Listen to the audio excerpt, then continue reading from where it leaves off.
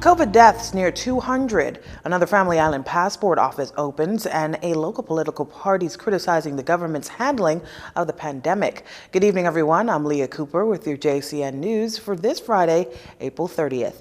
Eleuthera joins the list of Family Islands that received the satellite passport office as Prime Minister Dr. Hubert Minnis officially opened the office in Governor's Harbor this morning.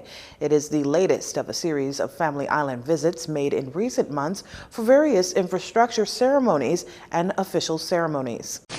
And my government continues to pay special attention to the development of the Family Islands. We believe in investing in infrastructure and services across this archipelago, creating environments that foster business and commercial activities. Our goal is to help improve the quality of life on each and every island within our archipelagic chain.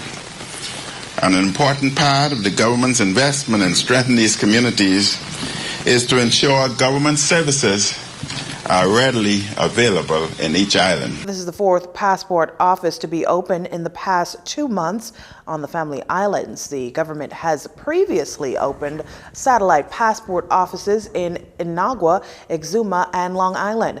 The new passport office in Eleuthera offers full passport services, including processing, renewal of expired passports, enrollment of first-time applicants, and biometric fingerprinting. Before concluding his speech in the passport office, the Prime Minister had a few words to say about the ongoing COVID-19 pandemic.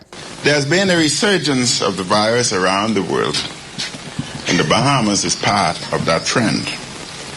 In recent weeks, cases and hospitalizations have increased in our Bahamas.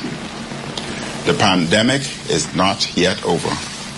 I want to encourage the people of Eleuthera to continue abiding by public health measures, remain physically distant from each other when out, wear a mask properly over your mouth and your nose when out, wash or sanitize your hands frequently and keep them away from your face.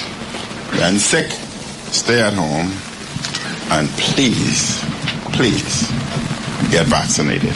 The Prime Minister also added that the passport office is presently considering requests from Bimini and Andros. COVID-19 deaths in the country now up to 199, with health officials reporting the death of an 80-year-old male of New Providence who died this past Tuesday, April 27th. Health officials also confirming an additional death that was reported that is under investigation. That category now tallies at 33. As for additional COVID-19 cases in the Bahamas, the Ministry of Health in its latest report for Wednesday, April 28th and Thursday, April 29th, confirms 104 new cases, 72 confirmed for New Providence, 16 on Andros, 8 on Grand Bahama, 2 on Exuma, 2 on Long Island, and 1 on Abaco. Total cases now at 10,453. Of those cases confirmed for New Providence, 4 have a history of travel within 14 days. A further breakdown of the cases reveal that 47 infected are males and 57 are females. Active cases are now at 679, and of that number, 54 are in hospital, 16 in doctor's hospital, 12 of them considered moderately ill, and 4 are in the intensive care unit. 20 are at the Princess Margaret Hospital, 5 at South Beach Acute Care Center, and 13 at the Grand Bahama Health Services, all moderately ill. Health officials also noting that 851 tests were completed between Wednesday and Thursday, pushing the total of tests completed since March 2020 to 86,984. 699 of those tested were negative, 11 were repeat tests, and 7 inconclusive results. With 73 recoveries between the 2 days, recovered cases tally at 9,494.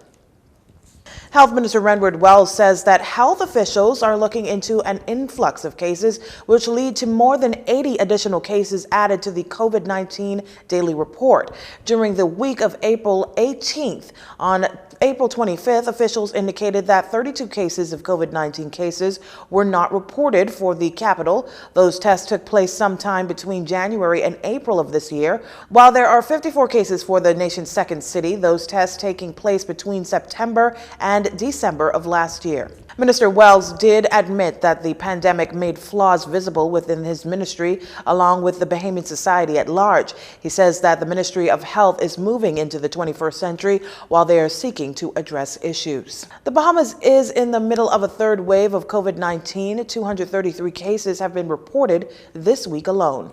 With the current 2020-2021 academic year about to close, Director of Education Marcellus Taylor says the ministry is coming up with a plan as it relates to summer schools, considering that most of the school year was done virtually and there were some hiccups with the ministry's learning management system at the beginning of the school year. And just recently, some schools having to close for a few days because of COVID-19 cases on campus since face-to-face learning began in mid-February. We're looking at how we could partner we'll have our own summer classes, but also partner with those who would traditionally have summer school sessions. We could provide the content.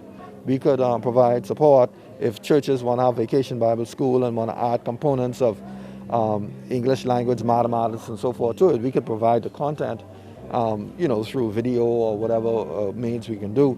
And then they can do the other things, the Bible part and the sports and the art and craft part if they wish to. The COVID-19 pandemic has affected educational systems worldwide, and the Bahamas is no different. Some educational experts have suggested that students should have repeated grade levels from the 2019-2020 academic year.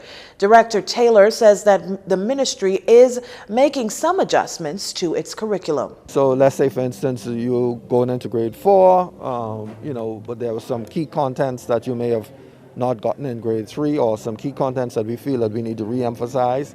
We may include them into what happens in grade 4 and maybe perhaps take out some of the things in grade 4 that may not be as important or as essential.